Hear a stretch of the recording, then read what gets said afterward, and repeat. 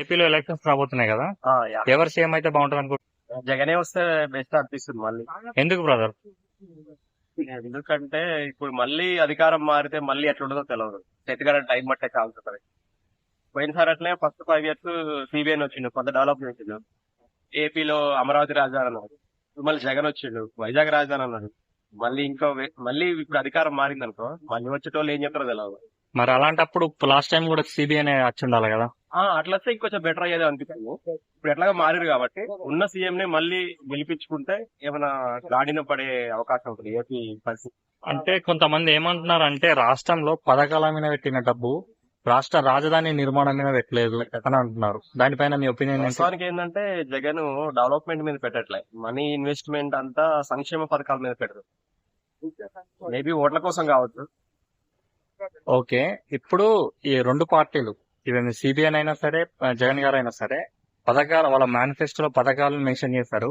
కానీ మేము వస్తే రాజధాని నిర్మాణానికి ఇంత డబ్బు కేటాయిస్తాము, పోలవరం ఈ టైం వరకు కంప్లీట్ చేస్తాము అని ఒక స్టాండర్డ్ గా ఏ మాట చెప్పట్లేదు ఎవరు కూడా. దానిపైన మీ ఒపీనియన్ ఏంటి?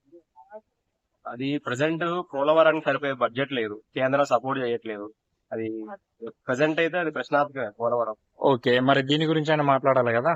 మేము రాజధాని నిర్మాణానికి ఇంత బడ్జెట్ కేటాయిస్తాం, ఇంత అవుతుంది, ఇంతవరకే ఈ ఇయర్ కి ఇంత, ఇయర్ కి ఇంత అనే ఒక స్టాండ్ ఉండాలి కదా. పథకాల గురించి క్లియర్ గా చెప్తున్నారు కదా, కొన్ని లక్షల కోట్లు పెట్టడానికి రెడీగా ఉన్నారు.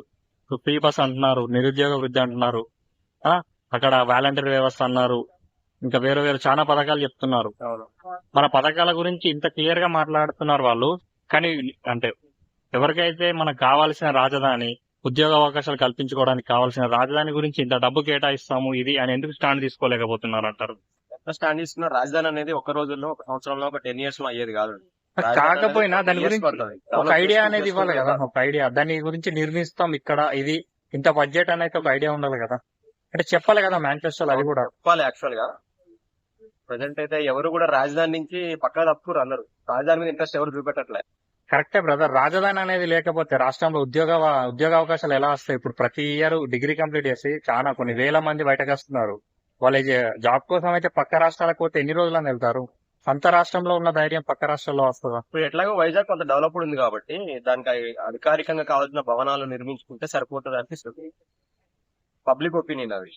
ఇప్పుడు కొత్తగా రాజధానిని అమరావతిలో స్టార్ట్ చేసి అక్కడ పబ్లిక్ ని తీసుకెళ్లి అక్కడ పెట్టి అది ఎంతవరకు సక్సెస్ అయిందో తెలియదు. ఎట్లాగో వైజాగ్ ఉంది, కొంచెం పాజిటివ్ ఉంటది సిటీ, పబ్లిక్ కూడా ఎక్కువే ఉంటారు. ఓకే బ్రదర్, ఇప్పుడు జగన్ గారు ఎలక్షన్స్ అంటే మద్యపాన నిషేధం జరిగాక ఎలక్షన్ వస్తానని అన్నాడు. ఎంతవరకు జరిగిందంటారు మీరు? అది అన్నారా నిజంగా? నేను ఎప్పుడు వినలే.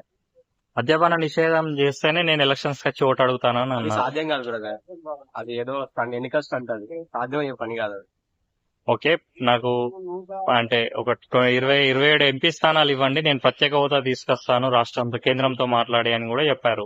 కానీ దాని గురించి ఇప్పుడు ఏ నాయకుడు కూడా అసలు మాట్లాడలేదు. ప్రత్యేక హోదా అనే మాటే ఫెయిల్ అయిపోయింది. ఇద్దరు పార్టీ నుంచి, అంటే ఏ పార్టీ నుండి మాట్లాడలేదు. దానిపైన మీ ఒపీనియన్ ఏంటి? అక్కడ అందరూ ట్రై చేసారు, ఆల్మోస్ట్ ఎంతవరకు చేయాలో అంతవరకు చేశారు. అర్థమైపోయింది ఇక ఎవరి వల్ల సాధ్యం కాదని సైడ్ అయిపోయింది. సో అంటే ప్రత్యేక హోదా గురించి అడగడం వేస్ట్ అంటారా?